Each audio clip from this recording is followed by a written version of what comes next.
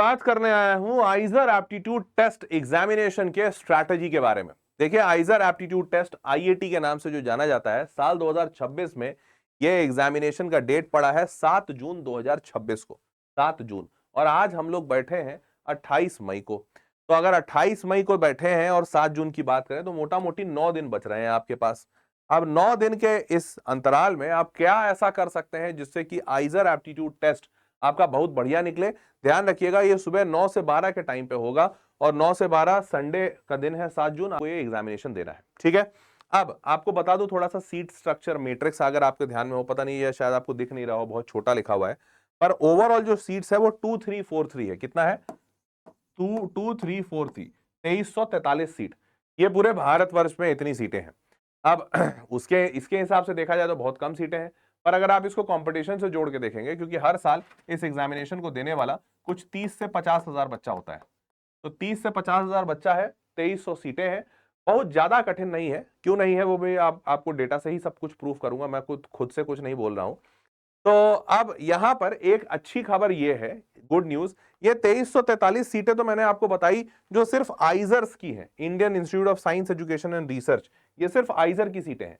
अच्छी खबर यह है कि पिछले साल तक यह था कि आईआईटी मद्रास आइजर के एक टेस्ट के जरिए बच्चों को एक प्रोग्राम में एडमिशन देता था। आईआईटी मद्रास 4 साल के बीएस प्रोग्राम में बच्चों को एडमिशन देता था, लेकिन इस साल और बहुत सारे इंस्टीट्यूट्स ऐड हो गए हैं, खुद से वॉलंटरली उन्होंने आईआईटी एग्जामिनेशन से एडमिशन लेने की बात कही है। उसमें आईआईटी गुवाहाटी 4 साल का BS programme biomedical science and engineering, ये पिछले साल था, और आईआईएससी बैंगलोर 4 साल का bachelor of science research programme, ये भी पिछले साल आया है। आईएसीएस कोलकाता नहीं था, यह अभी ऐड हुआ है। यह है Indian association for cultivation of sciences, Calcutta का ये सरकारी कॉलेज है, वेस्ट बंगाल गवर्नमेंट का सरकारी कॉलेज है। नहीं, एक मिनट, ये सेंट्रल गवर्नमेंट का सरकारी कॉलेज है, माफी चाहते हैं। ये आईएसीएस कोलकाता, और ये बहुत पुराना कॉलेज है, बहुत बड़े बड़े साइंटिस्ट यहां से निकले हैं आईएसीएस कोलकाता से। बहुत कम लोग इसको जानते हैं, पर बहुत अच्छा कॉलेज है। Integrated bachelors masters science BSMS programme, और आईआईईएसटी शिवपुर, जो कि एक तरह से एनआईटी का दर्जा ऐसे कहा जाता है, दिया जाता है। ये आईआईईएसटी शिवपुर में भी बच्चा 5 साल का BSMS chemistry, physics chemistry applied geology programme में जा सकता है। आपको बता दूं आईआईईएसटी शिवपुर जेई मेंस से मिलता है बच्चों को, लेकिन यहां पर बच्चों को इस आईआईटी एग्जामिनेशन से मिल पाएगा। तो आप ये देख रहे हैं होंगे कि आईआईटी एग्जामिनेशन से धीरे धीरे करके सारे आईआईटीज और एनआईटीज के टाइप वाले जो कॉलेज हैं, वो अपने बीएसएमएस टाइप के जो प्रोग्राम्स हैं, उनका एडमिशन इस प्रोग्राम से कर रहे हैं। जेडब्ल्यू से जो होगा होगा, बट अलग से जो उन्होंने प्रोग्राम्स निकाले हैं उसका एडमिशन आईआईटी से वो ले रहे हैं। बस आप ये ध्यान रखिएगा कि अगर आपको इन सब में भी अपना एप्लीकेशन डालना है, तो आईआईटी अगर आपने एग्जाम लिखा तो आप ऑटोमेटिकली सारे आइजर के लिए एलिजिबल हो जाते हैं। पर आइजर के अलावा ये कॉलेजेस में एलिजिबल होने के लिए आपको आईआईटी अप्लाई करने के बाद इन कॉलेजेस में सेपरेटली जाकर इनके वेबसाइट पे अप्लाई करना होगा। सारे के सारे गवर्नमेंट कॉलेजेस हैं, तो इनके गवर्नमेंट वेबसाइट्स होंगे, ध्यान दे रखिएगा कि गवर्नमेंट वेबसाइट पे ही आप जाएं, फेक वेबसाइट पे मत जाइएगा। ठीक है, चलिए अब शुरू करते हैं कट ऑफ बताना। तो आईआईटी का कट ऑफ कैटेगरी वाइज साल 2025 की बात बता रहा हूं।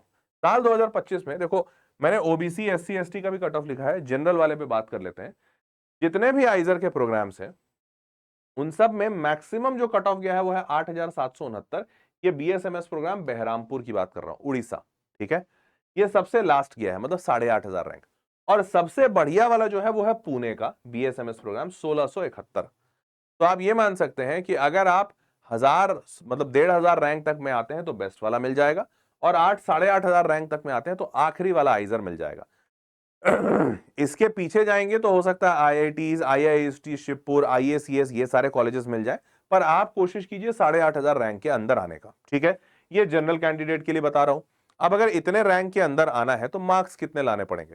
देखिए, ओबीसी एससी एसटी जो है, जो कैटेगरी वाले, वो थोड़ा 5-10 नंबर कम कर लीजिएगा जो जनरल का बता रहा हूं। तो अब आपको 1500 से 8500, 1500 से 8500 के बीच में आना है, तो कैसे आना होगा? तो मार्किंग कुछ ऐसे इस तरीके से होती है, ये लमसम है। अगर बच्चे को 1500 के आसपास में आना है, 1000 से 1500 में, या 1500 से 2000 में, तो 115 से 125 नंबर के आसपास की आवश्यकता पड़ती है। ठीक है, ये टेस्ट 240 नंबर का होता है। ठीक है, ये 240 नंबर का फुल मार्क्स होता है। 200 प्लस वाले हमेशा टॉप 100 रैंकर्स बनते हैं, तो इसकी तो खैर कोई बात ही नहीं है। अगर आप 115 से 185 लाते हैं तो ऐसा आ जाएगा। अब 4000 से 5000 मतलब 96 प्लस, इतने तक का डेटा अवेलेबल था, तो इतने तक का बताया। अगर आपको 8,500 के अंदर आना है तो आप मोटा मोटी मान सकते हैं कि आप 80 प्लस लाते हैं तो भी काम बन जाना चाहिए। अब 80 plus out of a paper of 240 बहुत ज्यादा कठिन नहीं है, 1/3 मार्क्स की बात कर रहा हूं। तो जस्ट लाइक जेडब्ल्यू मेंस में 300 में 100, हालांकि ये 300 में 100 लाने से काफी आसान है, क्योंकि अभी मैं आपको दिखाऊंगा बच्चों का फीडबैक जो आइजर पहुंच चुके हैं। जो आइजर पहुंचे हैं वो सारे बच्चे बोलते हैं कि यार आइजर का एग्जामिनेशन जेडब्ल्यू मेन से काफी आसान है। तो 240 में 80 लाना बहुत आसान होगा, इतना ज्यादा कठिन होगा नहीं।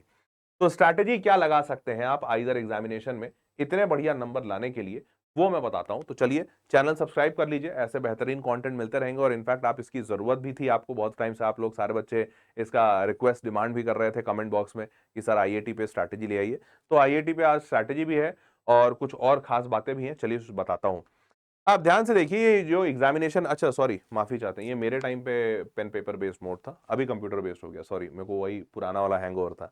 ये कंप्यूटर बेस्ड टेस्ट है भाई, इंग्लिश और हिंदी दोनों लैंग्वेज में होगा। एमसीक्यू होगा, 60 सवाल इसमें पूछे जाते हैं, 180 मिनट का होता है, 3 घंटे का पेपर होता है। मतलब आपको 3 मिनट पर क्वेश्चन मिलेगा, 3 मिनट पर क्वेश्चन। और मार्किंग स्कीम बिल्कुल सेम एज जेडब्ल्यू, 60 सवाल 240 नंबर के होते हैं, +4 -1 का मार्किंग स्कीम है, ठीक है।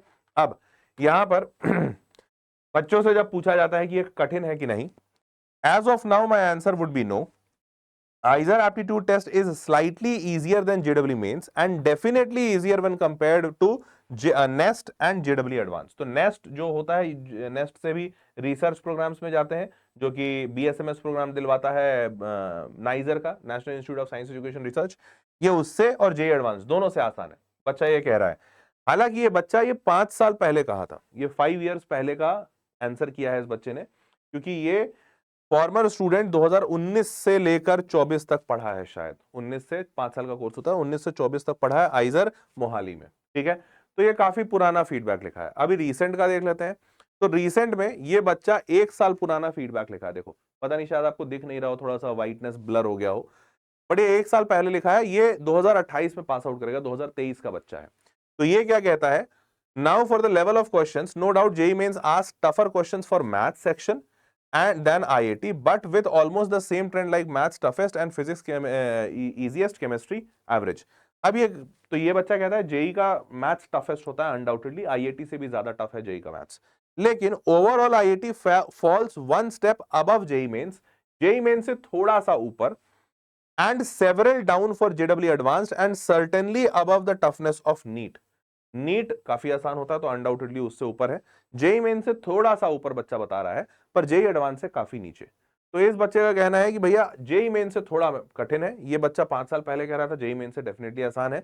मेरे को ये लगता है 5 साल में अपना लेवल ये लोग बढ़ाए होंगे, क्योंकि बच्चों की संख्या बढ़ रही है धीरे धीरे इस एग्जाम में भी।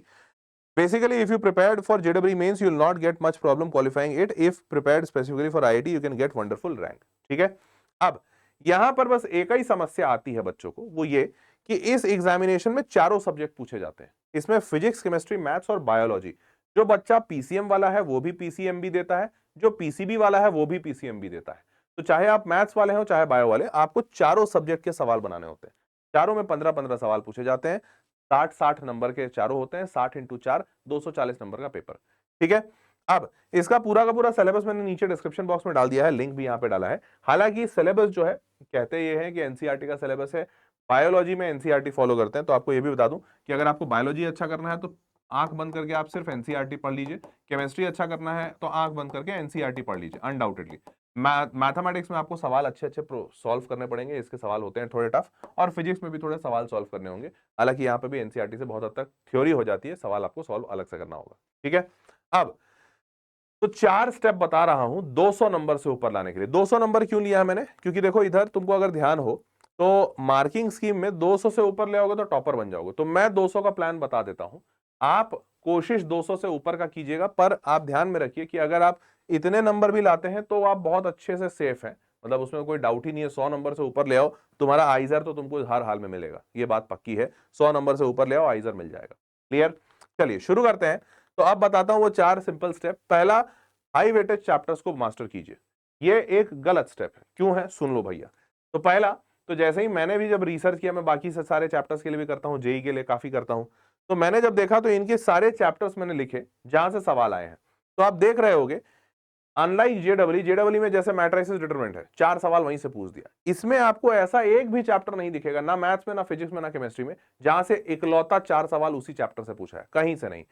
रोटेशनल एक, रे, wave optics, work energy power, सबसे कहीं कहीं खुश हुआ तो 2 सवाल पूछ दिया, परंतु अन्यथा मैक्सिमम सारे चैप्टर्स का कवरेज करता है, और इसीलिए ये थोड़ा सा कठिन बन जाता है बच्चों के लिए, क्योंकि यहां पर सिलेबस कवरेज काफी वास्ट है।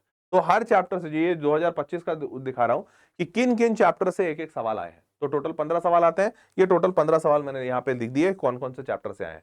तो अगर आप ये सारे चैप्टर जानते हैं या इन सारे चैप्टर से एक एक सवाल बना लेंगे, तब तो 15 चौके 60 आ गया आपका। अब दूसरा केमिस्ट्री में थोड़ा सा बेहतर था कि जो वेटेज वाले चैप्टर्स है, क्योंकि इसमें 2-2 सवाल वाले चैप्टर्स थोड़े ज्यादा हैं, तो केमिस्ट्री में मैं कह सकता हूं कि हाई वेटेज चैप्टर्स थोड़ा सेंस बनाएगा आपके लिए, फिजिक्स में बहुत ज्यादा नहीं बनाएगा। और मैथमेटिक्स की बात करें तो मैथमेटिक्स तो बिल्कुल ही बनाता हुआ नहीं दिखा। मैथमेटिक्स में तो मेरे को सिर्फ एक ऊपर दिखा, मैट्रिसेस डिटरमिनेंट 2 सवाल, वो भी इस साल था, पिछले साल नहीं था। पिछले साल का भी मैंने पेपर चेक किया, पिछले साल नहीं था। तो इसमें तो प्योर एक सवाल किया है। तो सिलेबस कवरेज काफी वाइड रखा है इन्होंने, कोई हाई वेटेज चैप्टर पढ़ के आपका काम बनेगा नहीं, ठीक है। उसके बाद ये है बायोलॉजी, और बायोलॉजी में 2 जगह पे आपको 2-2 सवाल मेरे को दिखे, बाकी सारे में वही एक, तो थोड़ा यहां पे भी कवरेज आपको लेना पड़ेगा। क्लियर? तो all subjects are equally important. आप यहां पे हाई वेटेज में बिल्कुल मत रहिएगा, क्योंकि हाई वेटेज यहां काम नहीं करेगा। Don't give preference to any one subject. Revise everything you studied for JEE. Study biology from NCERT. ये आपको थोड़ा सा ज्यादा समय यहाँ बिताना पड़ेगा, क्योंकि अगर आप बायोलॉजी नहीं करते हैं, मोस्टली बच्चा जो मेरे को देख रहा है वो मैथमेटिक्स वाला है, तो बायोलॉजी अगर आप नहीं करेंगे तो दिक्कत हो जाएगी। तो आपको थोड़ा बायोलॉजी पढ़ के जाना होगा, ठीक है। और यहाँ हाई वेटेज का कॉन्सेप्ट मत लगाइएगा। Clear? Now 1 mock test daily for last जितने भी दिन बच रहे हैं। जैसे अगर आप ये वीडियो आज ही देख रहे हैं तो अच्छी बात है, तब तो आपके पास 9 दिन बचेंगे। मैं 15 टेस्ट इसलिए लिखा हूं क्योंकि बीच में जो संडे वनडे है, मैं मान रहा हूं 1-2 टेस्ट तुम थोड़ा एक्स्ट्रा दे लोगे। कोशिश करो 15 टेस्ट अगर हो जाए तो बहुत बढ़िया है, टोटल 900 सवाल बना लोगे। नहीं भी कर पाते हो कोई बात नहीं, 8 कर लो, 7 कर लो, जितने होते हैं। तो 7 मतलब 400-500 सवाल तो तुम तभी भी बना के जाओगे, ठीक है।